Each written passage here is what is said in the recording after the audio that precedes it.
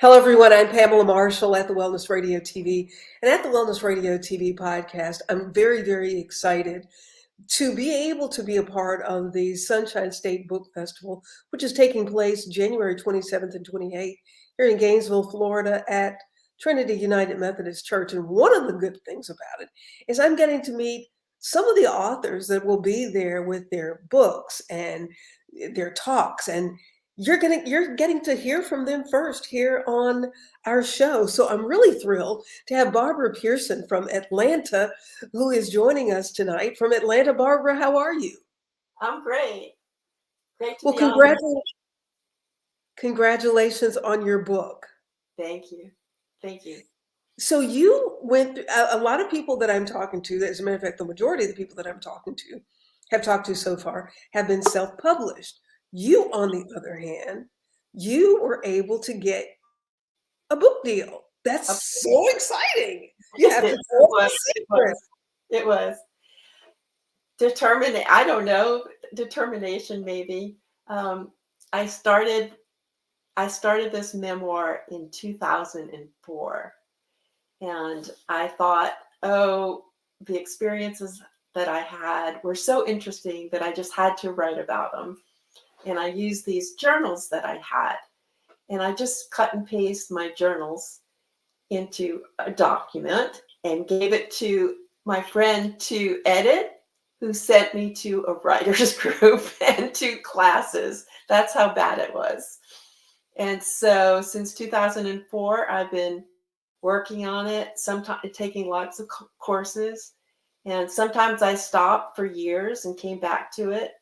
The pandemic brought it back for sure. It was also with a challenge from my book club. And I took more classes. And then when I thought it was done, I also sent it out to readers that had publishing backgrounds. Mhm. And so they gave me really good critical feedback. And I put it down again, picked it up 3 years later, worked on it some more. Then it got to the point that it was ready to be sent out. And I tried all kind, I went through, I forget those journals that have all the agents, and I just kept searching, doing lots of research and sending out the query letters, nothing. And then the strategic thing that I think I did was I thought, this is a Florida story. Most of it takes place in Tallahassee, in Apalachicola. And I need a small press. I need a Florida press. So that's when I started, and I didn't care, it could be just starting, it could be hybrid, and I just started sending it out, and I actually got two presses picked me up. One was after the fact, and I said, I've already signed a contract. I also said, it's also important that before I signed a contract, I had an attorney look it over, and he and I looked over the whole contract, and we went back and forth for a while, and I felt very good about it, very, very good about it, and I'm very happy with Indigo River Publishing. They have always been responsive, and right now at this point I have a marketing person that's my main contact. She's more of a guide. They do marketing on their end, and I do the social media marketing and the like this. So you say that you took a lot of classes. You are a technical writer.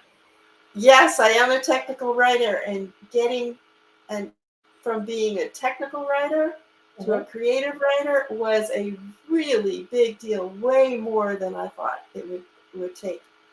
Because, so as a technical writer, say you're walking someone through how to use a new phone, it's like step 1, step 2, click here, and in writing, that was one of my biggest hurdles, I think, that I wasn't super linear, super, well, this happened, then this happened, then this happened. And what does the phone feel like when you're holding it in your hand? Exactly. And Yes. how, yes, exactly. So that was a big difference. That took a long time. And you started writing this In 2000, 2004. 2004, but Yes. you had been journaling. Yes. I have in my storage unit, I have, those big giant containers that sweaters hold sweaters and big things. Okay, so I have two of them packed And with journals. journals. Yes. And Barbara, tell us what was going on in your life I, that well, you, and I think when it's I was, a journal. well, when I was younger, I couldn't talk, which people don't believe now. But I really, if there was a problem, in a relationship or something, or I had some problem, the way I figured it out was by writing. And I would just open this book and write. And then over the years, it evolved and I evolved. You know, I have not gone back and read all those journals, but it's on the list. It will be interesting to see how I've changed and progressed over the years. Sometimes I like to think that I'm in my 8th year, that I've really already lived, maybe 7 lives, reinvented myself over and over again, and now I'm in my as a or eighth lifetime, 8th lifetime as an author. So you're going to be attending this Sunshine State Book Festival. Your book will be Yes, out in but 15 days. in 15 days, October 18th, it can be pre-ordered, and I will be in Tallahassee on October 18th when So it you live in is Atlanta. released. Do you have a copy of the book now, Barbara? I have it, but I would have to get it. You want me to hold it up? Is that it? Oh, that's okay. That's Or okay. oh, But I'm not sure what. what was that like for you when you opened the box or opened the package and here's your this is your life? Right. The first I got a one that was a print proof. So that was more like business level, and it was the proof that you had to check and sign off on, no other changes after that. So that was, nerve-wracking. And I happened to have COVID, which I don't know how. I know. And I can be so focused that what I did was I'd work for an hour and then rest, work for an hour and rest. And it worked out. My case, I had all my vaccinations and boosters, so it was very mild. And but to answer your question more directly, it was when the box came, because authors get, I think, 20 or 25 author copies. And there was this bit. First of all, I didn't expect the box to be that big. The book is not a long book, but it was in a box that I went, wow. And I opened it up.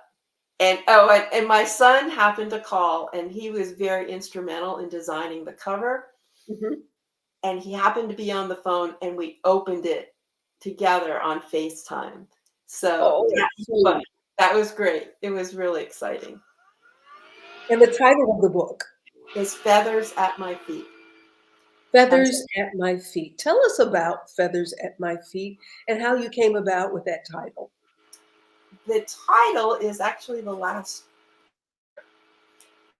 Tell you too much about the title because you'll have to read the book. It would be giving away too much of the book. Um, but the book itself, the title came mostly from someone saying, this was the title. The original title and working title all these years was called Phyllis and Me. And it is a memoir of my really good friend, Phyllis Bosco, and my relationship.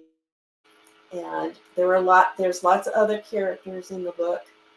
mostly women. It's mostly about women's friendship. But I was pleasantly surprised to have some pre-readers who are gentlemen, men, and I got very good reviews for them. They were more interested than I thought they would be. One wrote a review that said, "It's a wild ride. Go take the wild ride with the dancing girls," and I thought that was great.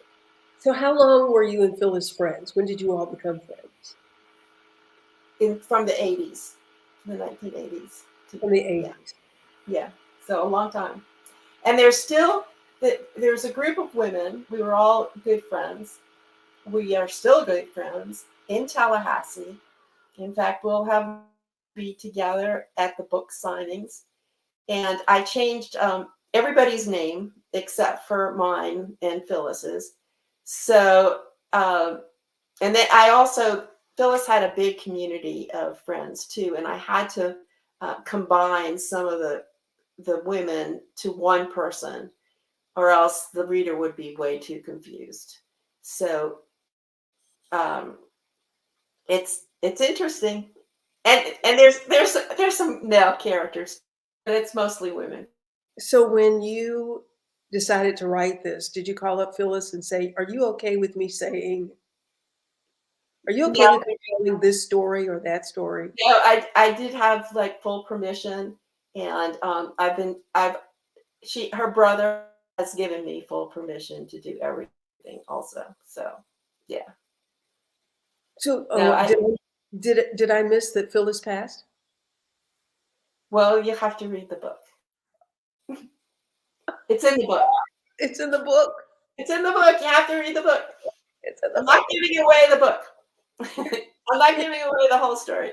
Okay. So tell us what the readers can anticipate. What can you tell us about this book, Okay, about Feathers at My Feet, that will intrigue us into wanting to read? I think I'll repeat what that one man said, a wild ride, and it is a ride. It's definitely a journey. There are some road trips that are almost like going to Woodstock, but it's not going to Woodstock. It's crisscrossing Florida. It it has the dancing girls would dance at every opportunity. They also would dress in elaborate costumes for maybe an art show opening, or had pool parties that went on till for 12 hours. We always had, and Phyllis would do this. Phyllis was a renowned artist, and Phyllis always encouraged us to get together. We had we would bring cigars, little cigarillas, right, to weddings and dance, and the story goes on to have, of course, it's not just all that. It goes on to adventures with retirement, because Phyllis and I decided to retire together in Apalachicola. That was interesting, and how that worked out. There's a ghost in the house, and Apalachicola is an interesting, wonderful place that Phyllis, right from the beginning, said is going to be an artist paradise, and I believe it. To this day, it is. And I'm looking forward to going to Apalachicola again and seeing all the places in the book. I named them all, so. Well, this book is a story between about two good friends. Well, there was the movie Thelma and Louise. Okay, right. And so this is when some publishing places, or some places that you write to, they ask for movies or books that this book is about, right? So I did say it's a cross between, or it's a little bit like the Yaya Sisterhood. Remember that one? And then Mhm. I said, or Thelma and Louise without the violence. There's no violence in it. So, but it does have the adventure spirit of Thelma and Louise. So you were able to make use of your journals. Oprah talks about journaling Yes, every day, yes, and I do. you still do that. Oh, I can't start my day. I my I have my morning routine, and part of my morning routine is I write maybe a paragraph. I write whatever's on my mind. I might start. It depends because I'm still taking writing classes. Hmm. So I I feel like when you wake up in the morning, that's when you have your clearest. And so I'll start writing. Maybe there's an assignment. And so I'll start writing in the notebook, not on the laptop for that first draft. I just start writing. And that works well. So Maya Angelou talked about Yes. writing and Yeah. actually writing on pencil to paper, pen to paper, as opposed to Yes. doing it on the computer. And Barack What? Obama said that too. You know, in fact, it's right behind me.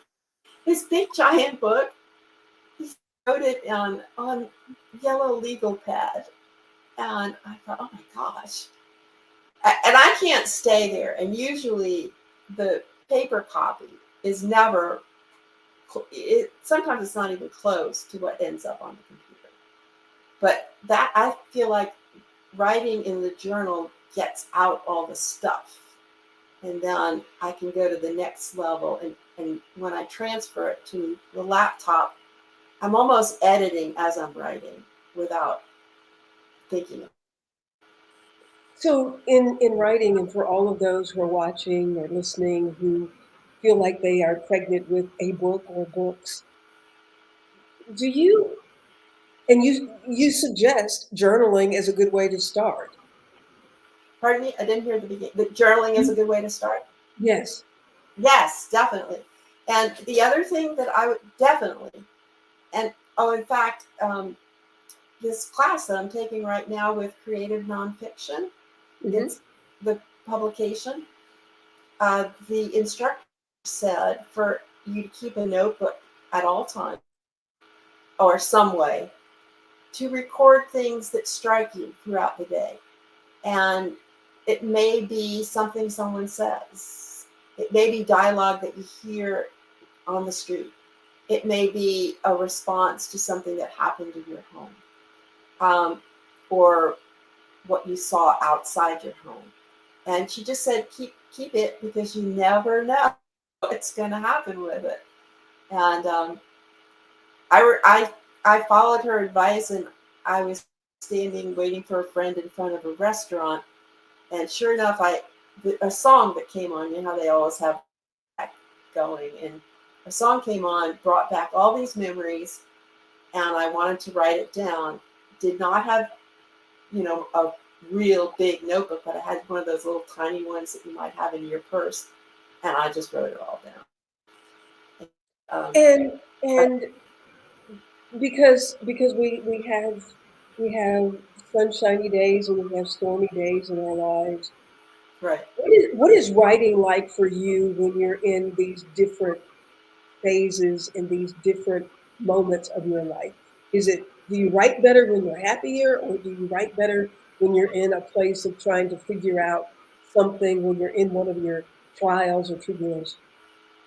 I have gone, I said when I first started writing was when it was hard for me to communicate, and I'd have strong feelings and I couldn't identify my feelings. Mhm. So I would just write. And I found that, now that was many years ago. I talked about my lifetime. That was like, okay, that was my first lifetime or my second lifetime. I'm now in my eighth. But a while ago, I had a situation where I didn't understand it. And sure enough, or even, okay, here's a better example because it's more recent. During the pandemic, I I live by myself, but I have a very vibrant life that goes outside my home with lots of communities, lots of friends and family. But once we were isolated, I had my own bubble was me, and everybody else that their bubbles, they were all someplace else. That was a big shock and a whole different experience. And sometimes I just wrote and wrote and wrote. And the thing is, it doesn't mean that what you're writing is your book, but your seeds are being planted. And I think that's key. What do you mean by that? You're right. The seeds are being planted. The seeds. Well, you're writing and writing, and for me, it was just a way to identify or to see what I'm feeling. So, say during the pandemic where I'm feeling alone, as I'm writing a lot, many days, weeks after and weeks after, I can watch myself or feel myself and see myself if I go back and read it, that I started out feeling loss, deep loss. And as time went on, I was able to let go of loss and let go of anxiety about things changing or what the changes were. I mean, that's kind of a deep, a deep little thought to share, but something those kind of seeds, like so, you have that experience. So maybe if you're writing a story, you can bring those experiences, even if it's not a memoir, if it's a fiction story, where you can bring that story in where people work through a strong feeling, where they go maybe through deep pain and grief or loss, and they come out with an understanding of letting that go, or maybe it just goes a series of other events. Yeah, the book that I've written on forgiveness, The Art of Forgiveness, one of the things that I do recommend is for people when they're having their negative emotions or thoughts is to put it on paper. And Right. you have found that to be very therapeutic for you, even though it Yes. may not be ever become a part of a book. Right. And I do remember when I first started writing, I would tell different professors or people I met that I thought could help me with this author career. I said, "Well, I have all these journals. I have these, 2 giant boxes of journals, and and it could be a book." And they all said to me, uh, "You'll find your inspiration in those journals, but you're not going to copy those journals into a book." Huh. And I understand that now, because if you read some of your journal stuff, it's kind of trite, or you're just working stuff out. It's not polished to be, because it's so personal. It's for you, and your book that you're writing is for someone else. Your book Barbara is Pearson, her book is Feathers at Your Feet or My Feet? my, Say again? my feet, feathers at my feet. Feathers at My Feet. It is a memoir and a journey based in Tallahassee, Florida. So, Yes, and so Apalachicola, Apalachicola and Tallahassee. or as the GPS lady says, Apalachi. When she's telling you to turn on Apalachicola, she goes, Apalachi, Apalachi. Apology. Okay, Yeah. it's an apology. What advice would you give people who are aspiring to do what you've done? I think 2 things: write all the time. No, 3 things: write all the time. Take advantage of little workshops. Full-time job, the workshops that are online or that you do periodically on weekends or in the evenings. And the third thing that I think is absolutely fabulous is to have a writers group. And usually you'll Writers, a writers group, and I still meet with the same group that we went online on March 13th, 2020. When the pandemic hit, we went online, and we are meeting today online every Wednesday. And that group is supported, and the groups usually, if you want to know how do these groups come about, they come from your writing classes. Typically, you'll get close to people in the classes, and then you'll um, move on by having a writers group and keep meeting and reading each other's thing. I think feedback is so important, particularly with memoir, because in memoir, you know the story. So you end up filling in blanks. But if I gave you my story, you might say, "What? What is she talking about here?" Or "Where did this come from?" But in my head, I know. Yeah. So yeah, so you need that feedback to make it tight and make it universal for other people to read. What was the toughest part about this for you? This whole process of writing the book, putting together a letter to send out to potential publishers. What was the toughest part for you, Barbara? That letter, those quarry letters, that's not my forte. Or even, that getting, or summaries, they ask for a summary, they ask for a synopsis.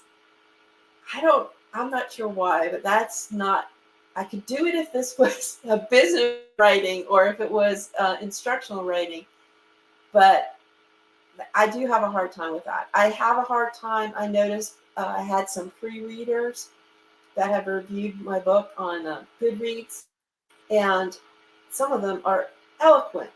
And one of my friends asked me to do a review, and I'm still struggling with it. So those synopsis is difficult. Um, thing is, like I said, I put it down for years, and sometimes it's okay to let it go and live your life another way, and then go back to it. Do you think you'll write more? Yeah, I know I will. It's in the works. They told me when I actually asked the acquisition person. I said, "So why did you pick this?" And she told me a couple things, and then one thing she said is because we want to publish more of your books. So, That's and nice. I know, because that was my very first interaction, and I thought, oh, I didn't know I was writing another book. But I do have one that I'm thinking about. And actually, I have some, and I'll give you a little hint about it, even though it is totally just drafts of different things. It's called Thank You Notes. And Oh, so it is memoir, but it's more memoir in short stories. And I like exploring different kinds of essays, like essays that are lists, or essays that are collage. They're called collage essays, where they're different pieces put together. well, Barbara, this is such a unique opportunity that we're getting to meet authors of the books that will be on display January 27th and 28th at the Right. Sunshine State Book Festival. This is being sponsored by the Writers Alliance of Gainesville, which is a very nurturing group of people who come together and do just those kinds of things that you're talking about. What do you think your experience is going to be like at your first book festival? I know. I said, well, my friend who lives in Gainesville, she's the one that brought it to my attention, and I looked at it, and I thought, well, I think I'm going to try this. This seems, I have no idea. And in fact, that's why I wrote to Susie. I asked her for some advice of how many books do I bring? The logistic kinds of questions. And I just what you said about the word. I'm so surprised. In fact, I said, well, I live in Atlanta, but I'm really a Florida, a Florida person. And they accepted me. And not only did they accept me, but I feel that nurturing. The reaching out, promotional videos. I get ongoing email, and we're months away. And whereas there's some other places I'm not getting emailed out from, and that's next month. That kind of thing. And so I'm looking forward to it. My my friend that lives there, she and I are planning to have a whole week of adventure. and maybe some other little women's gatherings to share my book, that kind of thing, and maybe a little adventure to. Um, is it Cedar Key that's nearby? Yuki is drivable, Yeah, yes. yeah, yeah. And there's a writers community there, and so we're going to go check it out. So I'm looking forward to it. It Well, what it sounds like, is in line with the book, the feel of the book. To this, be open, and let it happen. say that last part again. To be open to an experience that's new and different, and just let it happen, however it's going to happen. Well, that is such a wonderful way to be a part of this journey that we're all on. Be available to let it Yeah, happen, just yeah, enjoy. yeah, yeah. Well, I've certainly enjoyed meeting you via the internet and You? StreamYard, and I Yeah, look forward to seeing you in person I when you would come love to that. town. Thank you. Barbara Pearson from Atlanta, Georgia, the author of Feathers at My Feet. An interesting journey with Barbara and all of the other names that have been changed to protect the innocent and the guilty. Yes. Yes. Well, yeah, that's and as you were talking, I've thought about some friends of mine that we could write some stories, but we probably would have to make sure we change some names. Well, But that's exactly. People identify. Yeah. right, right. You think you're going to have some friends that are going to be picking up reading just to see if they made it? Yeah. Well, yeah, and also ready for friends who may have not made it, and then is a bit disgruntled about not making it. I've Yeah, had some. I've had some comments. I have had some little side comments. They're just a little like, oh, and and book has a caveat. I mean, it emphasizes that this is my story. It's not somebody else's story, and it says that all the people that were involved, they have their own story. They and it's because I really anticipate people saying, "Oh, well, this didn't happen that way," but in my world, it did. So that's what the emphasis is, that this is my memoir, my story, my experience, and you may have been there, but your experience is different. So and then you can say, write your own book. right, that's good. I didn't have that one. I'll use that. You can write your story.